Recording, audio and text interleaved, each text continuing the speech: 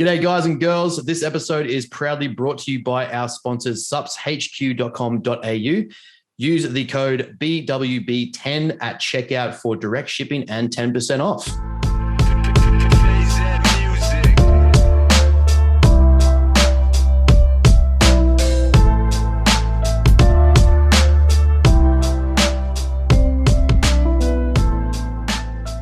Hey guys and girls, welcome back to another episode of Bros with Brains here with Mr. Benjamin Button Mayfield. We did just try to pre-record our new intro for the sponsor and Ben took about 20 minutes trying to work out what to say and getting stage fright. Not the first time, but on this beautiful day of recording, us being the nerds that we are, May the 4th. Yes. So may the 4th be with you as always. It's the only time I'll say anything semi-religious. And yes, Star Wars is a religion for those that are listening. It is actually. Jedi Council is real. It is, especially if you're Tom Cruise and into Scientology. But that's fine. It's actually a top ranked. It's actually a top ranked religion now. If you look, I think it's like the top. It's the top 20 in the world. It's kind of scary, isn't it?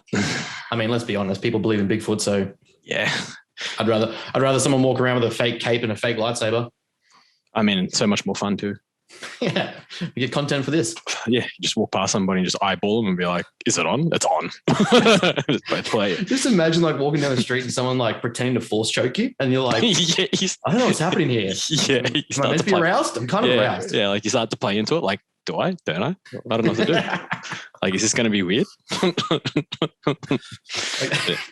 It's just one of those like nerd to nerd. You're like, all right. Yeah. Your force thing. And it's on. And it's like, and then it's like someone's just like narrating, like, and it's at this point in time, the bro knew what to do. For some reason, a random like late-aged African-American man with a deep toned voice just starts talking. Yeah. It was at that point that he realized. Yeah, pretty much. Like I saw a meme this morning. It was quite like funny. It's like apparently a guy was taking a girl on a first date and he asked the girl, like, that he was taking on a date, like, "Oh, what would you like to drink?" And she asked the waiter what was the most expensive drink on the menu. And the waiter, like, apparently eyeballed, like it says, the waiter eyeballed the guy. Yes. And it was a sense of broness and said that like, all the expensive drinks, we don't have them. We're out of stock. Water. Yeah, we're out of stock. Like, we're a wine restaurant. We've got no beer wine and water. Yeah, you got house wine and that's it. You got some Pepsi Max. Yeah, you feel lucky. Sold. But yeah, I thought that was quite funny. So yeah, it's be one of those moments. You just walk past someone on the street and just like, right. I know, we both know. Yeah, that's it. It's game over. I'm also just randomly carrying lightsabers in my bag at all times. Yeah, just pull out the Darth Maul dual lightsaber. Like, what up? Look, random fun fact: I can fire 12 with a staff stick. So He doesn't mean his penis.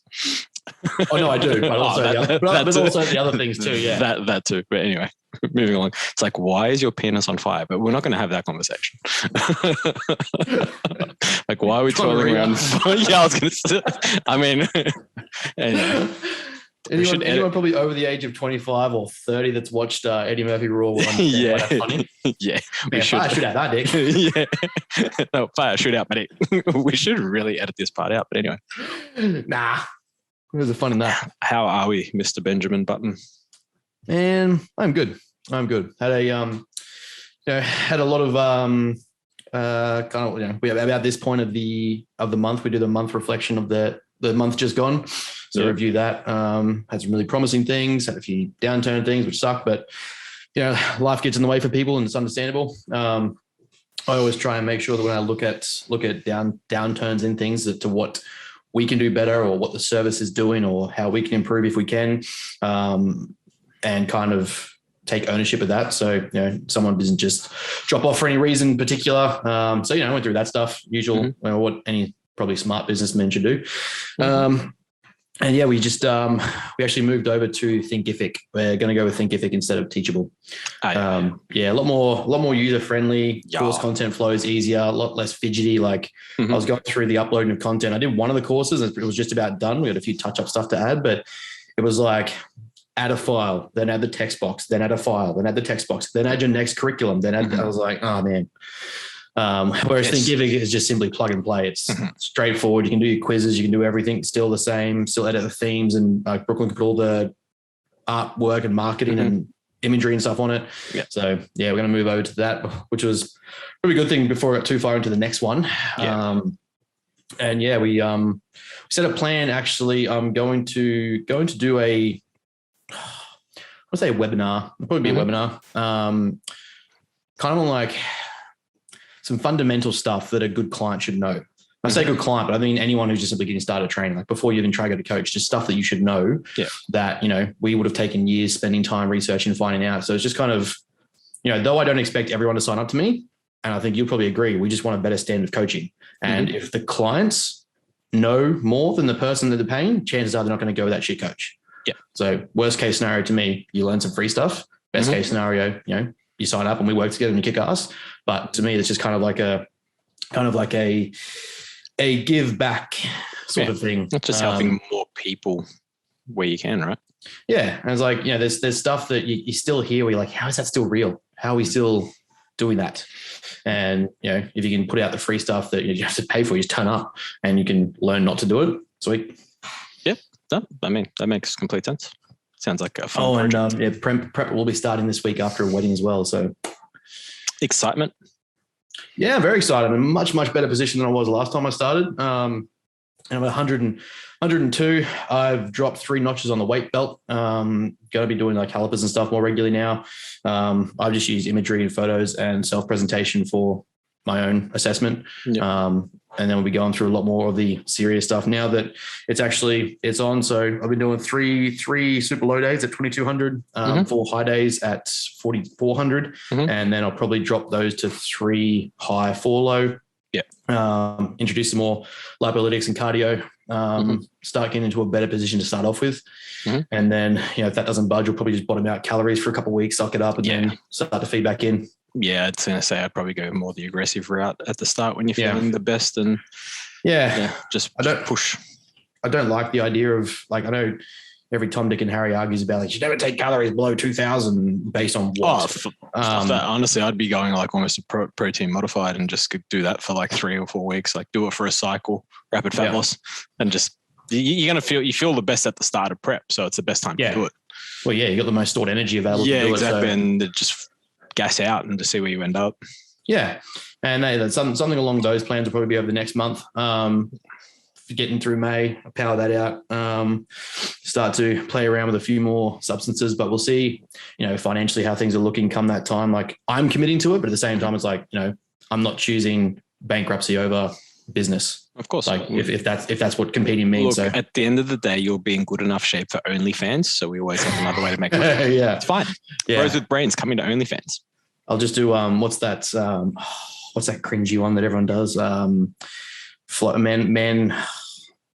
down under, whatever it is. You beat me, bro. Thunder down under. That's it. What's that? It's like Australian fitness models that go into like Magic Mike shit. I thought it was just called Magic Mike. that's the theme of that. That's the category of. I actually, funnily enough, business in Melbourne, the ones that originally started that, it's not called Magic Mike now that you mention it. What's it called? It might be Magic Men maybe, or something like that here in Melbourne. I can't remember what it's called. So way back, like 12 years ago, I think, when it first sort of kick-started. Yeah. The guy who started it, I actually know him. Like, I know him very well. Like, I went to high school with him. Yeah. So the guy who created it, and I'm sitting there like, and then it would have been 2 or 3 years in when I was playing footy, like AFL football, and I was lean as shit, but I was a twig. I was like this. He's like, "Oh, do you want to do this?" Like, I'm like, no. No. I get paid quite a good amount from football. I'm sweet. Like, thank you. But yeah, it's funny how much that's taken off. But I mean, worst case scenario, we can always do that too. And by we, I mean you. But also, like, my knees aren't very good, so I won't be doing any knee slides like Magic Mike. You just stand there. Yeah. I'll be one of like the weight delivery waiters. You're doing your skill of twirling sticks. Yeah, exactly. Fire sticks. Yeah. And this time we mean sticks, not your penis. Yeah. I mean, you could do both. Impressive. Windmill. Yeah, both at the same time. Here's my party trick. That's a talent. This is coordination, guys. Anyway. Yeah. Fair enough. Yeah. So that's all going ahead. Everything's happening. Definitely in a very, very good position. Like, we just finished out this block and be adjusting some volume markers and stuff for the next probably 12-week cycle. moving away from, we're probably just actually starting towards like top set leg volume, because it's been the focus of the last 3 years. So like, I would argue they're probably my dominant point at this part. Like maybe my back is probably better, but I would say overall size wise, like my legs are probably up there now. So we're going to back away from multiple top sets and just start working towards a singular top set, maybe back off. Yep. Just to try and like put maintenance volume at legs and then actually space out across upper body a bit more. So we'll still have pretty high output. Like we'll aim for more like, rather than your 6 to 8s, 8 to 10s, it'll be more in the 8 to 12s, 12 to 15s, like almost AMRAP for a top set, see what you get, do more the following week. And then just do a simple 30% reduction for a bottom set, for a back off set. Yep. And then start, working around more around shoulders and arms. That sort of thing. Like, it'll get to a point where energy will be the biggest like demand, obviously. And it's just, you just manage what you can manage, whether that be a top set or an RIR type workout where it's a couple of sets across the same RIR and manage volume in that aspect. Yeah. So it's all happening for May coming up. So, the year's nearly half gone. Yeah. Bad. How fast. Crazy. Yeah. I say half gone. It's at least a third gone. So that's fucking something. Yeah, it's crazy how quick this year's going. It means we've been in business for 6 months. How gross. I know. But it's like there's still starting clients, which blows my mind. Yeah, right. Like they're literally just watching me expand and get better. So, it's awesome because they're willing to stick by. And then also they're just getting the better as I get better. Yeah. Oh, by the way, how's your boy Huberman talking about eating butter I haven't watched the clip. But does he actually say eat butter will increase testosterone? Or, because I saw a thing that's got the wording on it, the teletext or whatever, and it said that he eats butter because it's high in cholesterol, and cholesterol is a precursor to sex hormones. Because that's not wrong. That's true. But does he actually say he eats butter because it increases his testosterone? He starts with that and then works into I eat it because of the fact it's high in cholesterol and will then, as a precursor, transfer as to help with production of hormones, yada, yada, sex hormones. But so does he say the words like he eats it because it increases testosterone? Does that actually come out? I'm pretty sure. Okay. I haven't seen it. I've just seen a couple of people post it and I was just sort of had a laugh because, for those listening, I don't really rate Huberman that much, to be honest. Like, he's not that good. Like, the second he stepped away from neuroscience, bro, you were done.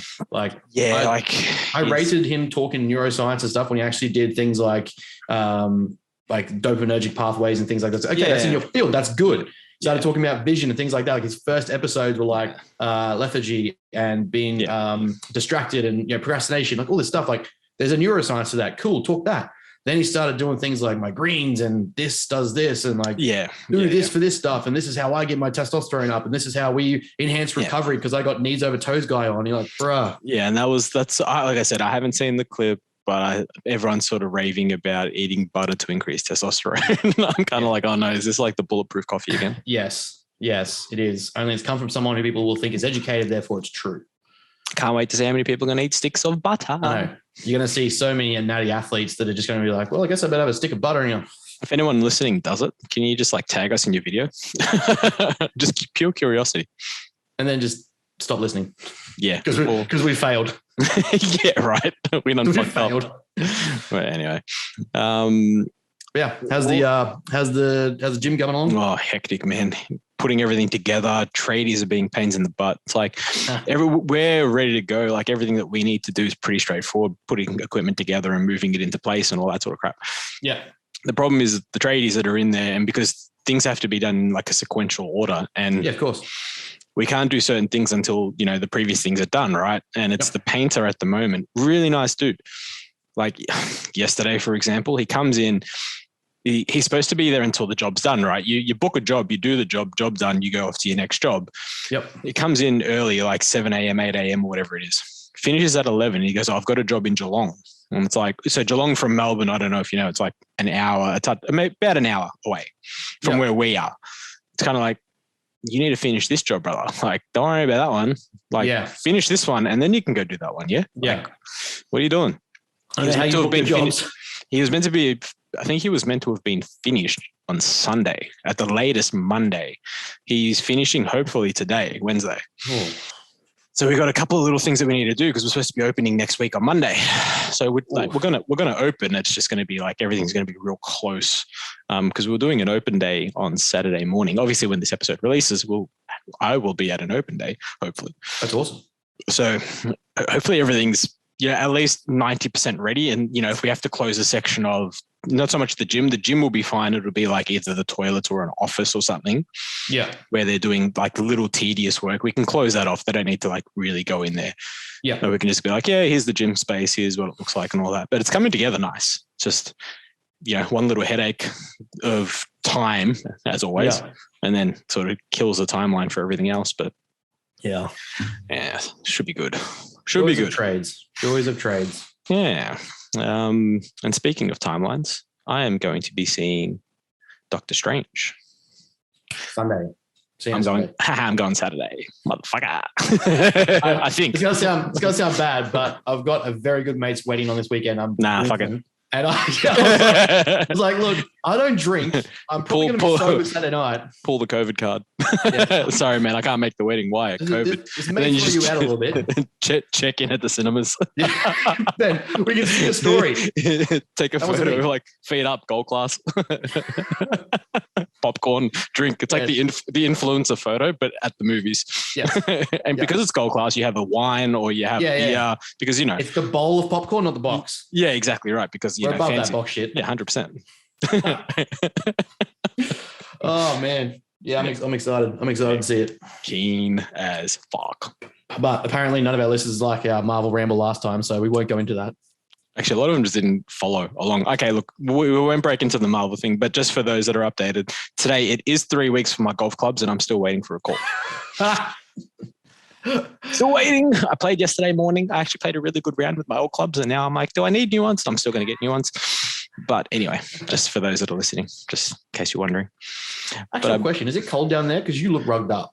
Yeah, funnily enough, woke up this morning and it was quite nice and literally saw an update. It's going to drop like 5 degrees lower than average over the next few days. Apparently, we're in for a bit of a cold snap and starting to get a touch cold now. And I'm upstairs where it's usually warm, so we'll see how we go. Yeah, should be interesting. Yeah, I don't usually get cold. I got shorts on though, so I really can't say much. I put the jumper on. I was in a t-shirt before we started, and then as you said, I'm getting a coffee. I'm like, sweet, I'll grab a jumper and put a jumper on in case.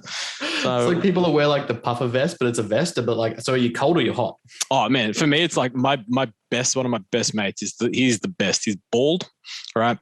Where every time we used to live together, and every time we'd go out in winter, he's from the country, so typical like bogan country, like you love him. Jeans, t-shirt, beanie, yes, bald head, beanie, thongs. I'm like, yes, I fucking love you. Yes. Everywhere we went, you don't make sense. Pouring down rain, like rain up to your knees, thongs. Love it. Love it. I love it. Whatever works. Great guy. Gets the job done. Yeah, 100%. But I believe we want to rant about Instagram exercises. Yeah, I mean, we're always good for a new ranting topic, but this one has come up a few times. I've seen a few dumb things, and we've ranted about pretty much everything else. So why not? There was what was it? An underrated exercise. Tell me more. That was shared. Like, don't get me wrong. Is this the glute one? Yeah, we'll start with that one. Yeah, we'll start with that one. I mean, there's 41 others that we could name off the top of our head, but this is without bands or anything else. It's not even adding anything else extra to it. It's just the exercise itself. Yeah. Like laying, prone, seated, glute, frog pulse, kickbacks on a Smith machine. I don't know how else to describe it. I don't know what else it is. But that's so effectively the one, if it's the one that you sent me, the easiest way to lay it out, I think, is pretty much belly down on a bench that's in a Smith machine or in a rack for a Smith machine, feet on the bar and kicking like back. So you're throwing yourself into hyperextension. Yeah. That alone should tell you that it's not a good exercise.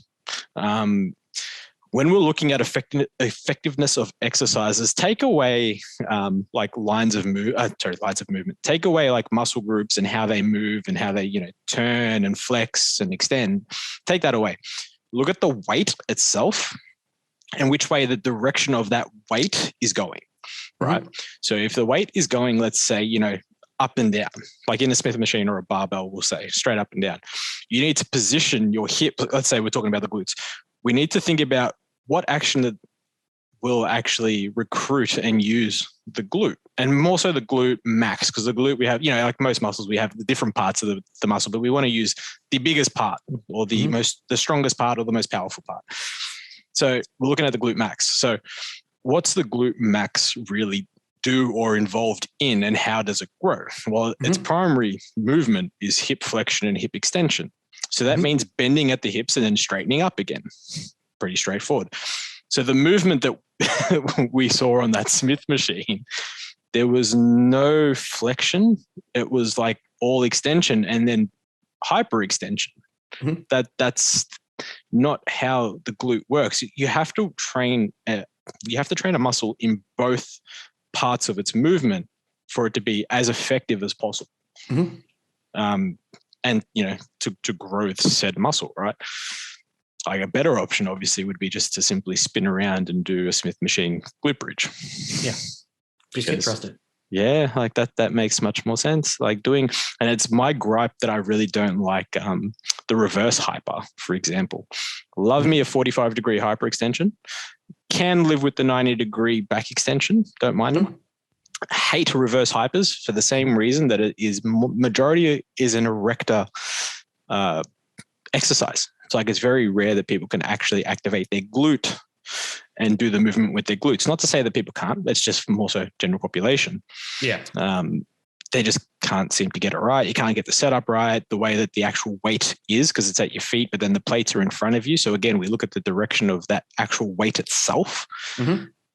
These are the things you look at when we want to, assess an exercise and whether how effective it's potentially going to be. Doing stupid shit on Instagram for the sake of doing stupid shit on Instagram is probably not a way to go about it. No. And this is why it always blows my mind who becomes popular and who becomes like known as a good coach and all these sort of things. Cause like you don't know, and we have talked about this 100 times. You don't need fancy exercise selection to have effective muscle activation or muscle growth. You just need to be able to do the basic shit well. You don't need to then go, oh, well, I've done the basics well for a fair while. I better throw in backward laying frog pulse glute kickbacks. Like just go do more hip thrusts, add weight, add reps, add some tempo, do some other glute based activities or exercises, start to learn how to load your front lunge versus your back lunge so you can isolate more of a glute or a quad, or perhaps you can do single leg RDLs and start to stabilize a single leg.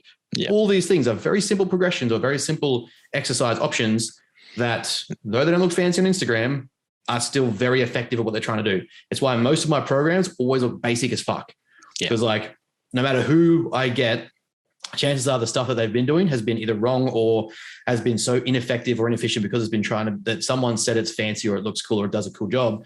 And you look at it and you're like, you don't need to be doing any of that. You're so far from the basics and you haven't got the basics right. So why would I give you this?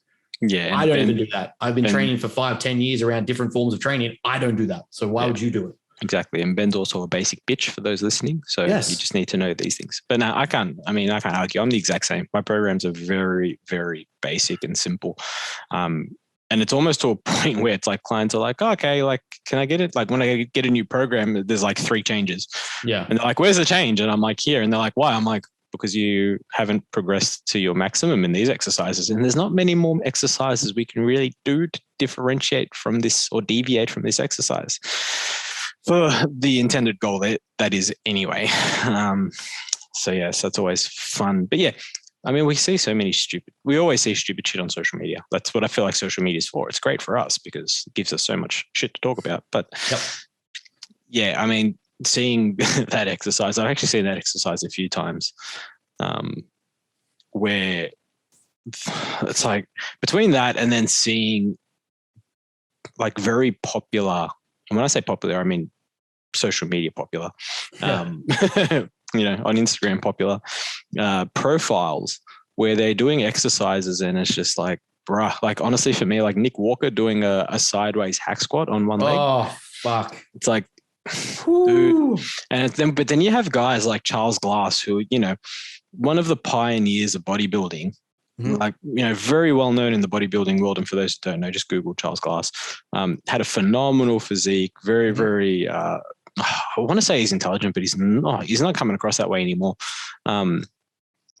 He thinks that you can do certain exercises to target certain aspects of a muscle. Like he's talking about targeting the outer sweep of the quad, and it's like, you can't do that. And like, we've already broken that down. It's the exact same principle as leg extension with the toes and all that shit. So we won't get into that again. But yes, seeing that sort of exercise where he does that. And there's another one that he does, Nick Walker, as well. But obviously everyone that's been to a commercial gym would have seen this. You know, when you jump on like a chest press and you start pressing it sideways? Yeah. Start doing these ones? Yeah. Like, bruh, like that's not doing anything but jamming up your shoulder. Like it's a sensation of a more contracted pec. It's understanding that the actual humerus or the upper part of the arm and where it goes. It's just like little shit like that. And you're just like, dude. But then the other side to the argument is, well, he's that big and he does it, so I'm going to do it because he's that big. And you're like, fuck. Like, I always try to take the approach with the pro bodybuilders and stuff, like, don't throw the baby out with the bathwater. There's something in there that they're doing that's probably working to a degree. What is it? Can we actually figure it out? Or are they just simply throwing everything at the wall and seeing what sticks? Yeah. Chances are it's the latter, but in amongst that, there's probably something. For them, it's probably doses and just simply sheer aggression of training. Even so, they didn't get to the size that they are by doing these exercises. Oh, no, they're doing them now, but it doesn't mean they did them then. And it's like, that's the thing that always gets me with people that are like this bodybuilder does this. And it's like, cool, man. He's at like X years of drug abuse, food abuse, and training intensity. You're at like step 2, and you're like, I'm going to do this fancy workout that Nick Walker did. And it's like, nah, man. No. Yeah, like what did you? Yeah, ask them what they did to get to where they are, and you'll probably see it's the exact same shit you're doing now. Yeah, like there's no change. It's that basic ass quote that's like, don't compare yourself to where someone's page 40 and you're on page 2. As cringe as it is, it's true when it comes to bodybuilding, because like, or just general Instagram workouts. Yeah, or comes just general life. Pretty much. Like, it's cool, and I get it. Like, I would love to look like Nick Walker. Yeah, I don't have the finances or capacity to take the drugs he does, and it probably isn't worth my health risks to do it either. Yeah. I'll push my physique as hard as I can, but not like that. Yeah. But also, I'm not where he is and he's not where I am. So it doesn't make sense to be like, I would outsmart the fuck out of him on almost every subject ever. Yeah. But at the same time, he's a monster. So, Yeah, and that's where you find that happy blend. Like you find that homeostasis, that level playing field between the two.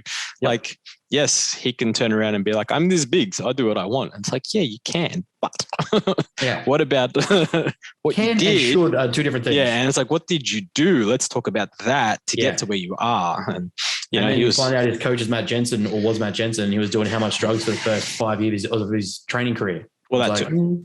Yeah, that too. You know what I mean? It's just, Instagram or social media just in general is a funny place for exercise selection. I probably wouldn't do 90% of them. Oh, no, God, no. Yeah, when people are like, try this exercise, it's like, I probably won't. No. Like, don't get me wrong. If it's a fundamental exercise, it's probably like, fundamental is the wrong word because there's no fundamental exercise, but there's general consistent movement patterns you should adhere to. Yeah. Hinges, flexions, extensions, things that you should probably be doing to target muscle specifically. If someone was like, hey, you know what, you should add this to your program. If it's not being done, like ask why this isn't in there or look at adding it, something like that. I always try to post when I do those sort of things, like provocative questions about like, ask your coach, like, why wouldn't it be in there? Can we do this? Is there a reason why we aren't doing this? Yeah. And then, you can make up your mind from there. But you'll never see me say, hey, copy and paste this, finish your workout and add it to X, Y, Z, because it doesn't make fucking sense. It doesn't make sense to see my program, my movement patterns, my anatomy, my levers, and then go, hey, you should do this. It just doesn't fit. It doesn't make any logical sense. And I'm stronger than a lot of people. I'm weaker than a lot of people. Like it's tailored to me by me for my programming. You might see me do an RDL or something, and even the way I do an RDL might be different to someone else based on the fact that my legs are shorter here, or my hips do this differently, my back flares out this way, so I have to consider these things. Very different to someone randomly just watching my Instagram. So you'll never see me, hey, throw this in to finish because sick pump, bro. Like, fuck is that? Fucking hate that add this finisher to your work. No one needs a fucking finisher unless you're already Nick Walker that's fucking 300 pounds and you simply need to just force volume into your training. Yeah, exactly right. And it's a whole other rant, I'm sure, talking about finishers and whatnot. But I just picture every time someone says add my finisher, that like the Mortal Kombat voice just comes over their workout. Like, finish him. Fatality. Multi-kill. Yeah. What isn't it? Like annihilation or something like that? Yeah. Or flawless victory. Yeah. That's the one. Flawless victory. When it's just you training by yourself and I just picture these influencers and they're like talking to their own camera being like, finisher, flawless victory. It's an interesting one, the finisher, because it gets a lot of hate, and it's like I think it's just the context of the word finisher, and it's just like what I guess when you in terms of bodybuilding and programming, for example, like for hypertrophy, it's like what's a finisher? You could do an AMRAP on your last set. That's a finisher, but it's also a set to failure. So it's kind of like, like it's really, really contextual when it comes to the word finisher. Because a lot of people obviously just like blanket statements and talk about shit. And you're just like, it's not what it probably means. It's kind of like, drop set on your last set as a finisher. It's like, it's got its place. Like, like calm down. Like a lot of. Also, you can, let's say you do that. It's still something you should track and be mindful of and actually aware of. Yeah, of course. Yeah, it doesn't change. It doesn't change any other aspect when it comes to your workout. It's just a lot of people, when they talk about finishes, it's always like what we're talking about now. It's just like, throw in an exercise and do this. It's like, no, we don't need to do that. Just do leg extensions for 41 times. Okay, for what reason? Yeah. Like, finisher. Yeah. Like, no, we can add in, somewhere else and make that the finisher per se. But also because then it comes down to, and I guess to get a bit more technical, is like we're looking at exercise selection. Is it a stimulus that we need? Is it a more complex movement? So if it is more complex, is it not at the start of your program? So you've got simpler movements to finish on that don't require as much, multi-jointed responses contractions. That way we can actually get like I guess more volume out at the back end, maybe without being too fatigued. Or if you are fatigued, it's that last movement that isn't as hard. Like all those things then will just add to why are we picking this as the finisher instead of just saying, hey, girl with green tea next to her ass, like do my finisher. And it's like, no, don't do that. Stick to the program that your coach is giving you. If you haven't got a coach, reach out or find a coach, get a program, stop doing random Instagram workouts. Yeah. Unless you're doing the same workout from the same person each day, because then you might be able to get a good program out of it. You've built an entire program out of copying one Instagram influencer. As long as you get the right influencer and get the right workout of the day, there's sort of 4 or 5 different days, you'd be right. It probably could work. This is like 40 gluten quad sets here. What's going on? Yeah. This is my Instagram influencer coach program. I know exactly which coach. No, 40's been moderate there. Bad. That's only in one session, but that's 2 days. That's 2 days of programming. So, should we move in to some Q&As because we've got a few good ones in there, a few cheeky ones in there. I like it. Where are we? Is the big boy when he's done? What is he? He's in Byron Bay now. I think I saw. So yeah, he'll be on next week. I assume so. We'll have a chat with him. We have a chat with him and see if he's alive and whatnot. But he's still cruising up. So I'll hopefully he comes through as I'm passing, because like the wedding is the opposite way of where he'll be coming from. So I'm going down towards the border on the weekend. He's coming up. So try and see where he is and catch up with him. Fair enough. So should we go into something? Oh, they're all semi-serious questions. Oh, that's boring. Man, you guys we're heading to the fun ones. Actually, no, I'll go to the other page and do the fun ones first. We always have to break up the rants with a fun question. Is Terry Crews a natty or not? His lower half is. I was going to say, what did you just say, bro? Lower ass. Yeah. Like his lower ass. So he's got an upper ass and a lower ass. The lower part of his ass cheeks are natural and the upper are not. Yeah. He just does shoulder side injections. Just into his pecs. Yeah. That's why he does the titty dance. Yeah.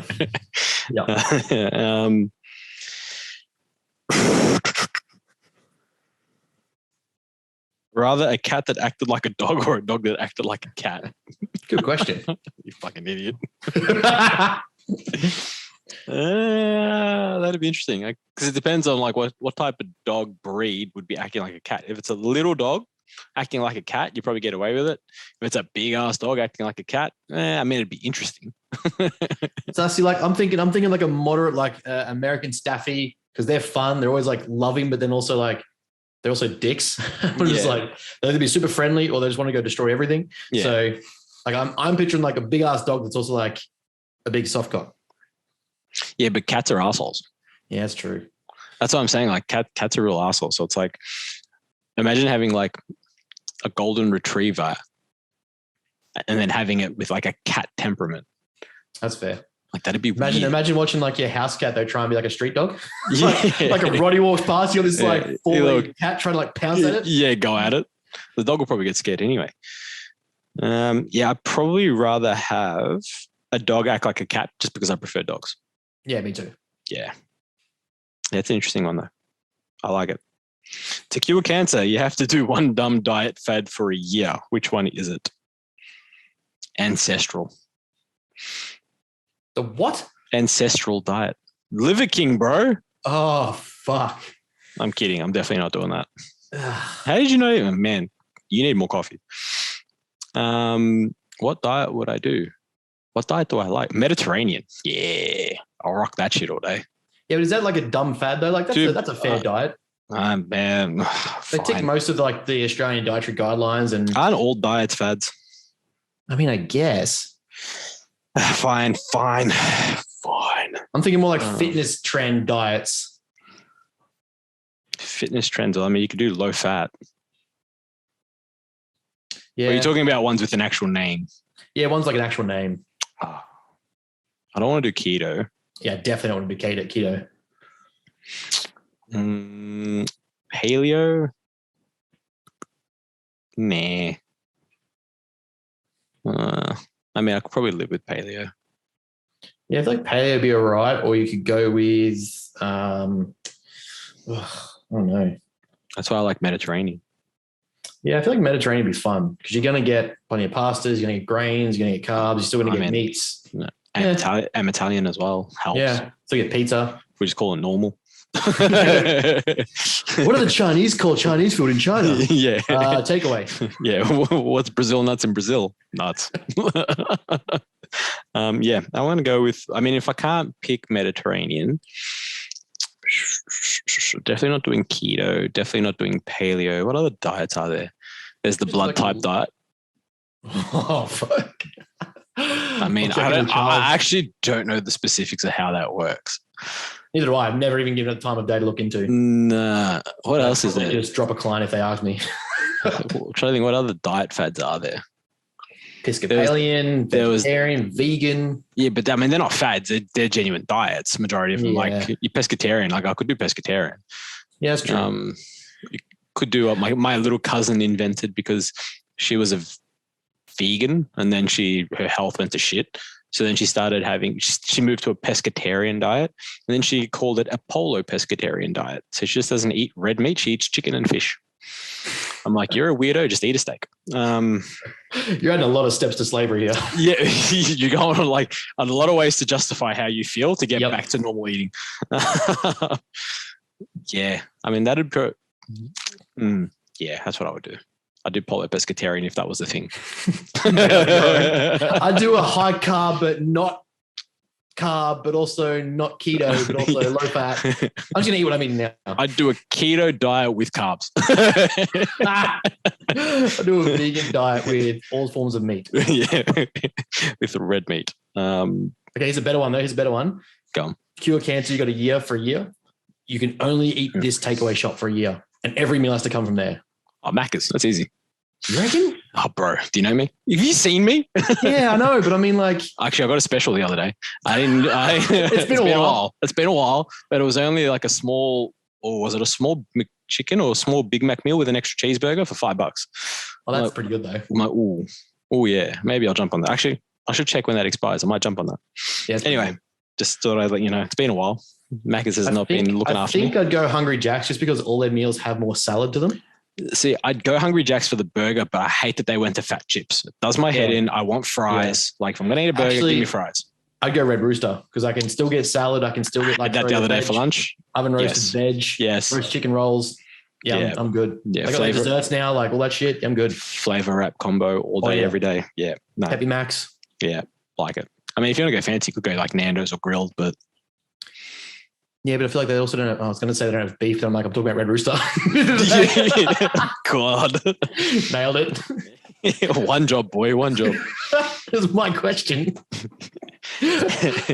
how do we define beginner, intermediate, and advanced clients? I mean, how do we training? It depends. Okay, it depends what they're beginner, intermediate, and advanced in, or like what is it that you're wanting to know their status of? Is it training? Is it training only, nutrition, dieting? Is it goal orientation? Like, you know, how many goals have they set over the past however many years? How many times have they hit it? So many different things that you can qualify them for in this aspect, because you can be a beginner at one aspect and, you know, an advanced at another. And the biggest one is usually just training and nutrition. So it's like, you know, heaps of people have been training for ages, and it's like, okay, you're probably intermediate to advanced trainer or trainee, but you've never dieted before. And it's like, okay, well, you're a complete noob at dieting. So it's like, you know, how do you judge it? I mean, then also you have to think like, and it actually took me a while to do this, was recognizing that what I thought was a more probably intermediate training age. And then I started looking at my movement assessment and like, I was training for a while, but I wasn't training effectively. Yeah. And so that's the other like precursors, right? That little nuance that kicks in. It's like, cool. How good am I actually at holding mechanical tension? How good am I targeting the limiting muscle that I'm trying to grow? Like all those things, once they kicked in, like my growth exploded. But, you know, what I thought was years of training was just simply moving weight for football or like, you know, rehab and things like that. So you think you have that age, like when you just look at, say, age and duration, okay, cool. That's a definitive way of understanding. But then you also look at, okay, what I guess you call it training maturity, being able to recognize that you sucked and then actually took the step to get better. And like, I guess that'd be a term you could use. Yeah, I mean, it's whatever. It's funny because now we're getting to a point where it's whatever term you want to use that the client can understand. Fair. Yeah, it's whatever language you use that people and clients can understand. So if you're, you know, from an educational standpoint, and you're educating the masses, for example, you obviously need to use terms that people can understand. Yes. On a whole, and then if it's specific to your clientele, well, then it makes life a lot easier, right? But like qualifying people for beginner, intermediate, advanced it's an interesting one. I don't feel like I do that often enough anymore. I don't think and it's not intentional. It's just, I work with what I got in front of me and don't think about beginner, intermediate, and advanced. It's just like, like you've been training for a while, you train well, you look like you train. Yeah. You've got some tissue, you've got the ability to put on tissue. Cool. What's your diet like? Are you able to diet? Are you able to do this? You're able to do that. Cool. And then we move on. It's like, yeah, I feel like there's no real necessity for beginner, intermediate, and advanced anymore. Yeah. I don't really mind Israel's explanation of like, once you notice that like things like not being able to grow even in a deficit, you're starting to get towards that intermediate age where it's like, okay, your novel stimulus is no longer working. You're probably getting towards an intermediate level where we've actually got to start controlling your growth cycles and your set volume and stuff like that, where most people can probably get away, like newbies and stuff. Now I have most of my guys start on like a maintenance program, but basically like a motor skill development program where we'll basically get like, what machines do you have? What movements have you done before? How can we get you moving better so that down the future, when I say we're doing this for this reason, we know that that's the limiting muscle. That's the machines we're operating with. This is what tempo looks like. These are all these things. So I guess, those things sort of come into it as well. Yeah. It just doesn't need titles. Like I asked the question, like, how do we do it? It's just one of those funny things. It's categorizing now and that sort of stuff. I feel like it's a thing of the past. It's like we're really moving past that as an industry, I hope. But is decline press a waste of time? Only see plebs doing it. Now, this is an interesting one. So if you've ever seen my Instagram posts, cheeky plug, should put it in the link in the notes, but I won't. There's a post that I've done with about the pecs and the three different fibers that we have, or the way that the three different parts of the fiber run in the pec. So you got like the upper clavicular fibers, you got the sternal pec, which is like basically the middle pec, and then you have basically like that lower pec around that bottom rib, upper oblique region. Now, Frank Columbo freakness. Yeah, and the easiest way to do it is if you were to take your hand, run your fingers across like your opposite pec, and that's kind of the way the fibers run, give or take. It's a very general sort of statement, but it kind of works for most people. Decline press, especially if you're doing a barbell or a dumbbell, if you think about it, they still adhere to the same principles, that the humerus still needs to come across to the midline of the body. Now, you can't do that with a barbell or a dumbbell even. You can do it more with a dumbbell, but it's most effective with a cable. Now, if we're going to do a decline cable press, is there some merit? Potentially. it just really depends on how the fibers run. I much prefer a sweeping motion of the humerus. So I actually prefer like a low to high cable to hit the lower parts of the pec. Now, there's not very much of them. So it's like the actual hypertrophy of those fibers doesn't give you like a gun barrel square type chest. That's a genetic trait or a genetic factor more than anything. And as you can tell, use someone like Terry Crews, for example, like his pecs are pretty well developed, but he doesn't have like a perfect sort of square gun barrel Arnie chest. He's just got like that rounder type pec muscle, and that's just how it is for him. That's just genetics. So yeah, it's not like you can develop squareness, which used to be a thing way back in the day. Oh, like a decline bench press so that you get a square chest. It's like, well, no, like that's a genetic factor. Is it useless? No, I don't think it's useless. I don't mind it. You can still hit quite a bit of sternal pec as well. If you think about powerlifting and bench presses, they're always like arching in a bench press. Obviously, that's more so for shoulder and stability and shoulder protection, but they're using a lot more lower to mid pec, and they're taking out the upper pec. Because again, upper pec being close to the shoulder, we want to protect the shoulders in powerlifting setting. But they're also moving tremendous amounts of weight. And it's like, you'll probably find that you move more weight in a decline press also because the movement is far less. The range of motion is far less. You don't have to press as far. Yeah. So, I mean, those are sort of my 2 cents on the decline press or decline movement of the bench press. Yeah, I guess it also depends on like most exercise choices. Like, is it efficient and necessary in your program? And also, is it going to take time to set up, and can you achieve that movement in a faster manner somewhere else? But most people having to drag a decline bench, one of the few decline benches is probably in the gym, to set up under a Smith machine, you're probably just going to get as good or novel stimulus from, like you said, can you do it with a cable press? Can you do it with dumbbells, doing flat dumbbell press? Can you do something else that doesn't require as long setting up? So it comes down to like, why is it there? And is it efficient to set up and execute? Well, yeah. What else we got here? What is hyperplasia and how does it compare to hypertrophy?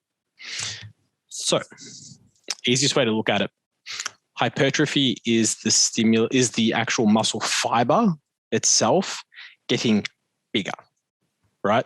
Kind of the point when we do weights and that sort of stuff. Hyperplasia is an increase in muscle fiber, in the number of muscle fibers. So one is specific to the fiber itself getting bigger, and then one is more specific to increasing the rates of fiber, increasing the amounts of fiber. How does that relate sort of to hypertrophy or compare to hypertrophy? The research has shown that increasing muscle fiber is what hypertrophy is, right? And that's the goal, to make the muscle fiber that you have bigger, not necessarily having more muscle fibers.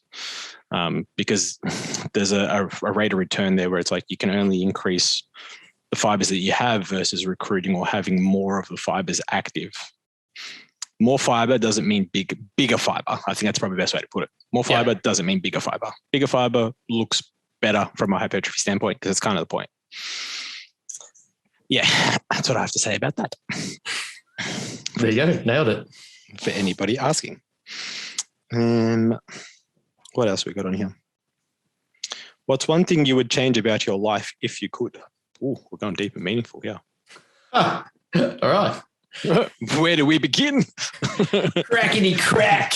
It was 1943. It was Score and 7 yarn ago. Yeah, it was a warm summer's evening.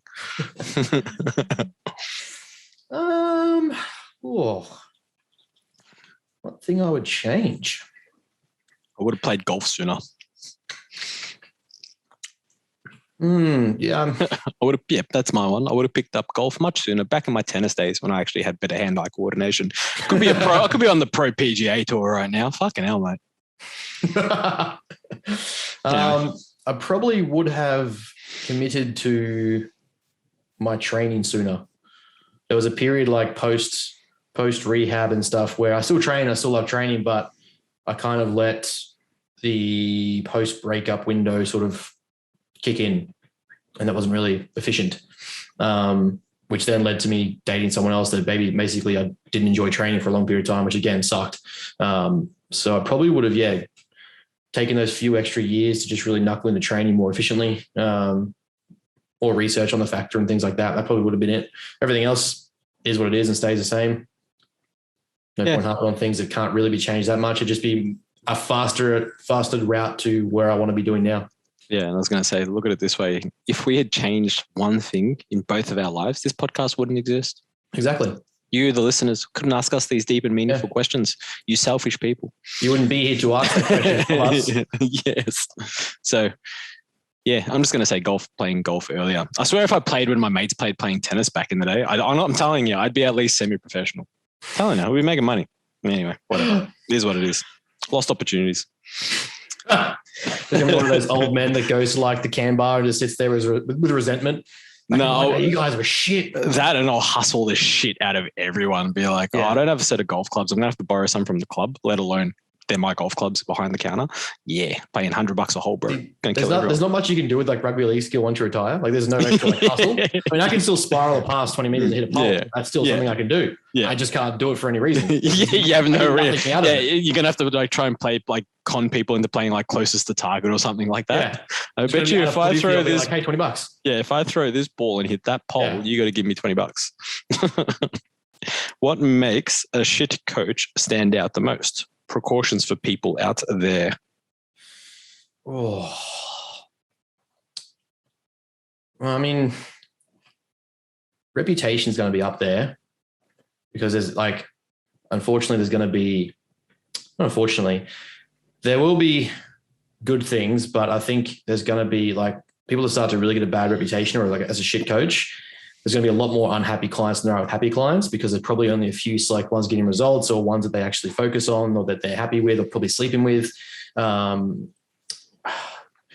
was going to make a really stupid call then, but what? I was going to say those that are really bad coaches just deviate to like looking after people's ability to accept themselves. It's okay. After all the rants we did last week. You're beautiful the way you are. Yeah. Be $100. I can't help facilitate you getting a result because I'm a shit coach. So instead, we're going to play acceptance. It's okay because scale weight doesn't matter. I would say an Instagram account that is purely fixated about the coach and nothing to do with their clients. Yeah. You got to. Well, that's what's funny. It's like I can't understand how coaches with big followings are able to still get clients when they only show themselves. It's a really interesting paradigm, right? Yeah.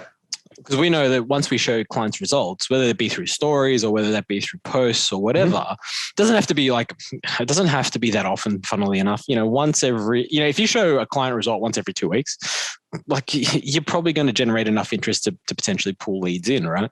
But then you have all these people on Instagram that have 10,000, 15, 20 plus thousand followers. And you don't see a single photo of a client. Yeah. It's just them, whether it be guys with their, abs out and chicks with their butt cheeks out, and you just sit there thinking, how the fuck do these guys get clients? Because they don't show results. But then you look at the clients that they're getting and they're not specific to, I guess, our niche of client. They're really just that gen pop wanting to buy a cookie cutter program. So it's like, at the end of the day, you get what you pay for each time, right? Yeah. And I guess I don't know, a builder doesn't have the world's best house. A Sparky probably doesn't have the world's most efficient power systems and power lines running through his house. And, mechanics sometimes have pretty nice cars, but they don't always have the most amazing hotted up car.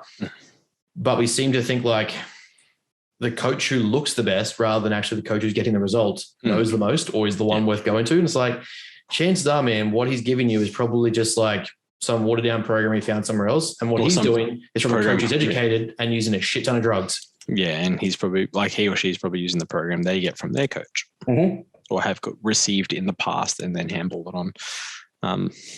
It's a funny one because it's it also depends on what you define as a shit coach, I guess. For me, honestly, I couldn't care less about a coach's personal life, whatever. I don't give two shits. If you can't get a result with your client and that's what they've come to you for, it doesn't necessarily mean you're a shit coach. It just means you need to get better. Yeah. And it's like, if you're not willing to get better or wanting to get better or understanding that you need to get better, then you're a shit coach. Because not only have you not been able to get a result, you haven't gone to try and correct the issue. Yeah. Now that's a problem for me. That makes not so much a shit, maybe more so probably a stupid coach and a stupid person, because that would probably trickle into every other aspect of life.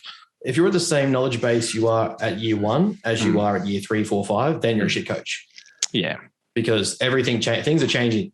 Your model doesn't have to change, but things are changing and research is changing and application is changing all the time. So you need to be able to, like, I guess another thing would be a coach that can't admit when they're wrong.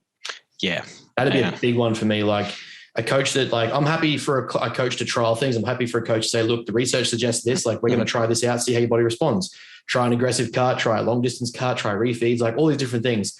And fair enough, with the same client, you'll try different methods to get to see what their body's like. Like, I don't have any data on you previously, or we've worked together for 2 years. We know this one was probably preferred. Sweet. You have all that stuff. But if you keep doing the same thing, like that, that old cliche is like, a mistake is one time, a choice is 2 or 3 or 4. Yeah. If you're making the same repeated error with a client, and that is like, they don't get lean enough, or they don't come in dry enough, or just they don't get through a shred properly, or they're cheating on their diet all the time, or all those things, that's a reflection of you, not them.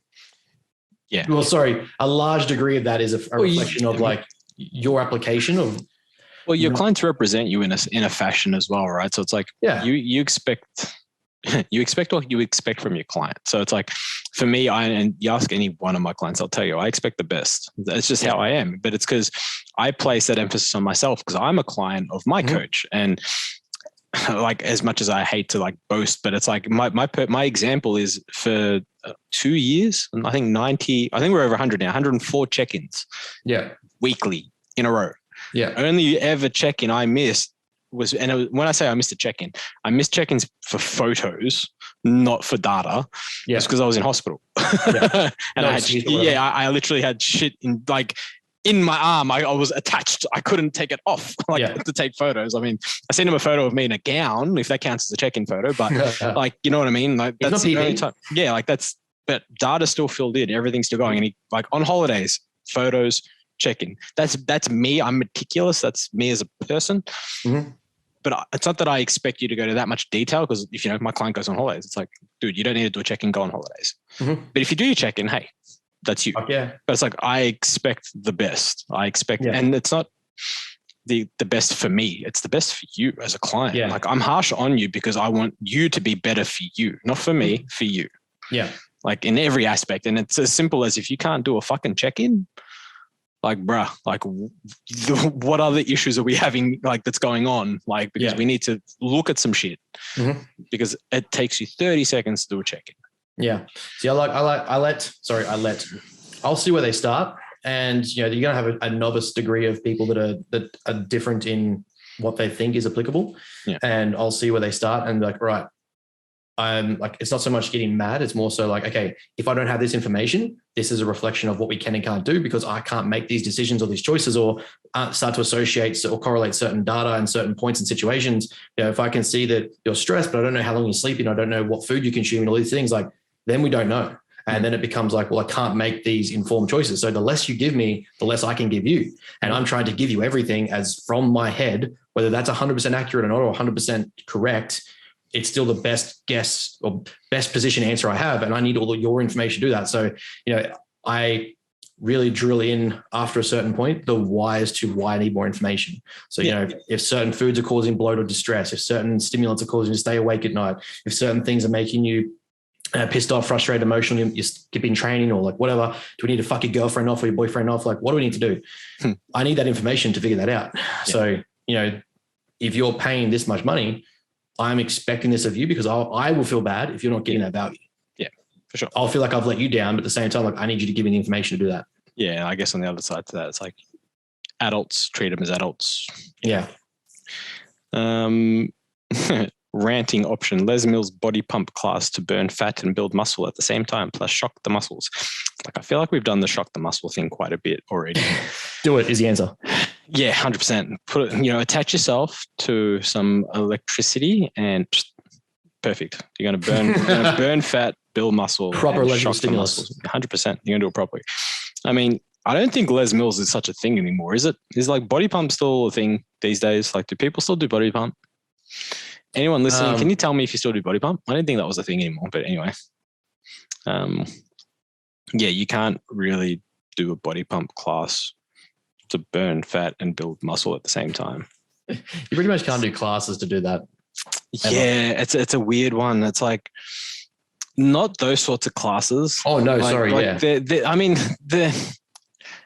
They have their place in the market. Don't get me wrong. You know, if you've never done activity before and you want to get up and do some activity, you want to do a class like a Les Mills class. Yeah, I'll never diss someone. 100%. Like, go for it. If you have fuck you want. Yeah, if you have a more specific goal, like that caption.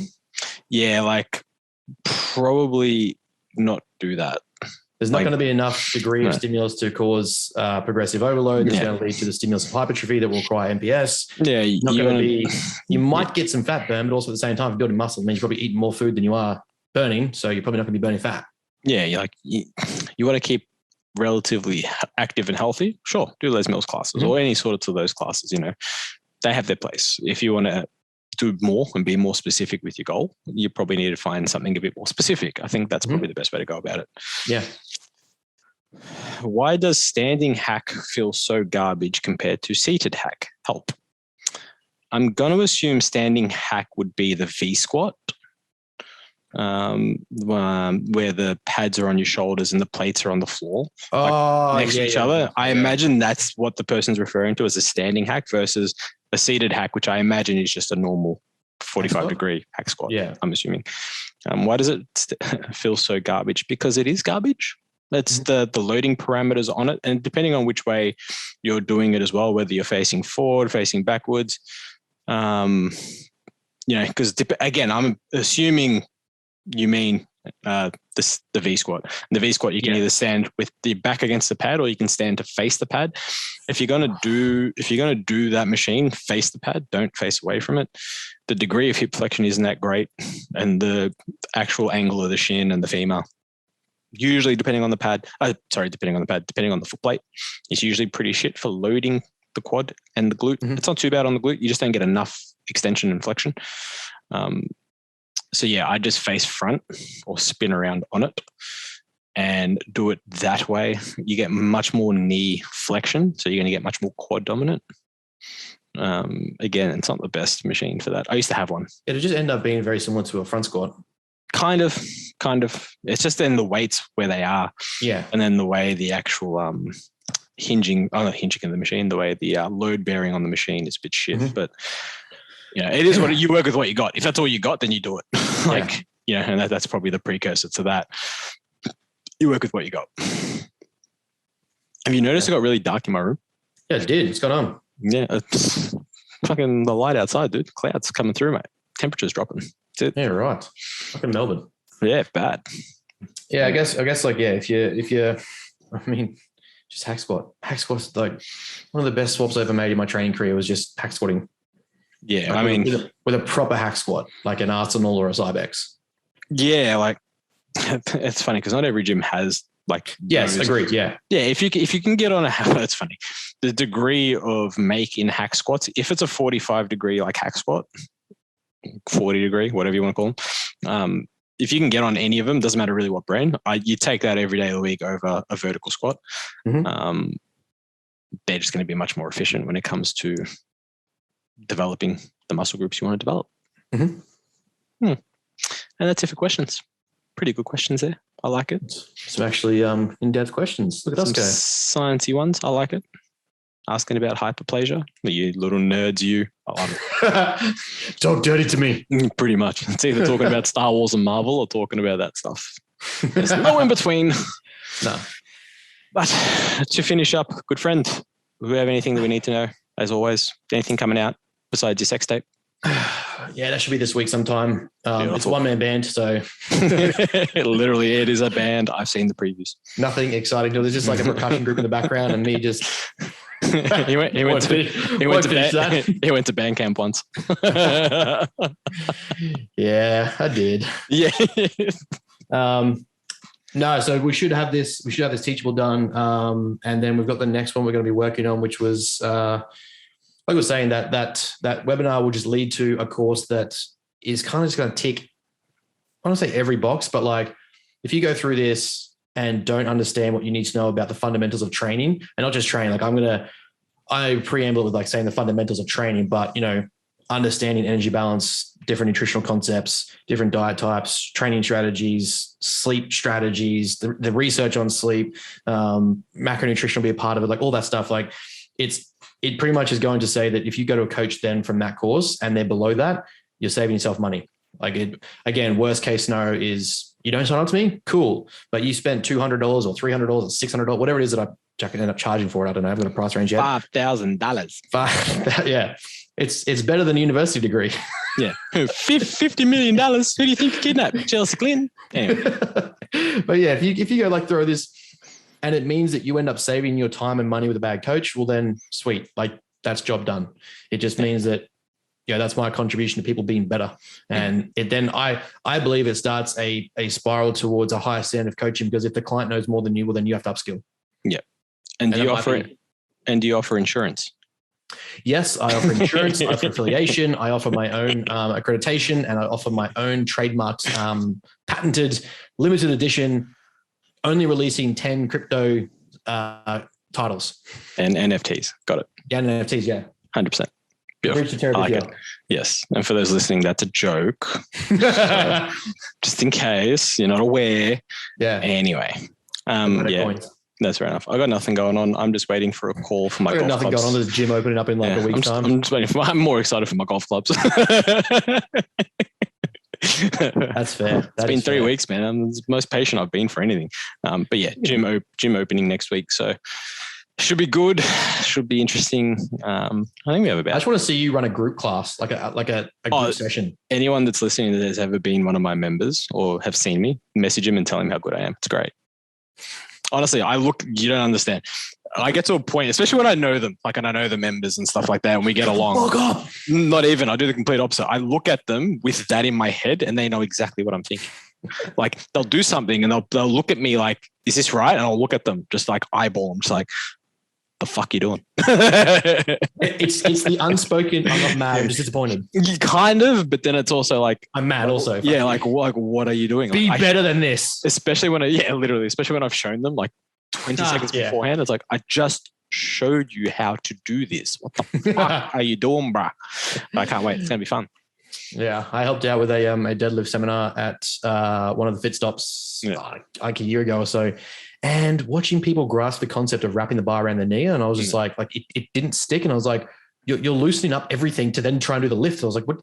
You were tighter when you started, and then you go to execute, you're just like, fuck it. And I was like, yeah, it's good times. That's when you get the stick and start poking people in the armpit. Well, you're not allowed to you're not supposed to touch people. Like it's one of those things. So you get a stick. It's fine. Stick did. Excuse me, do you mind if I poke you? Yes. And again, where I'm working, there's a very decent gay community. So if I say that, they'll probably get a bit excited. There's guys that I know. Don't worry, they love me. I can say that. We can make jokes. I'm part of the team. Trust me, we can make jokes. It's funny. But yeah, we have dowel rods, so I'm just going to be poking everybody with them. I walk around with one. I just beat people with them. People like don't believe me when I say that. Like hinge at the knees. Literally, like just bend at the knee, boy. Anyway, it's gonna be good. It's gonna be fun. Can't wait. Looking forward to it. Do you have a story or something from Open Day? I will be. That'll be on Saturday, hopefully. I've just my business partner's messaging me as we speak, so this should be fun. And then we can start planning some visits for some information nights or seminars or something I can come down for. Yeah, well, I got to actually come up there next month, so I still got to work that shit out. That too. Yeah, I should really book somewhere. I haven't told my business partner I'm coming up in June, so that should be fun. It's all right. He doesn't listen to this podcast, just like my accountant doesn't listen to this podcast. We're good. Doesn't know about the golf clubs. What sort of support team is this? My accountant doesn't know about my golf clubs. My business partner doesn't know I'm leaving for a week to come up fucking Queensland. We're good. That's fair. Anyway, we'll work it out. That's it from us, ladies and gentlemen. Thank you for tuning in. As listening. Always, if you do have talking topics, please message Ben or throw them up in the question box when we put them up on the Wednesday morning day of recording. Okay. That's it from us. Goodbye. See you guys.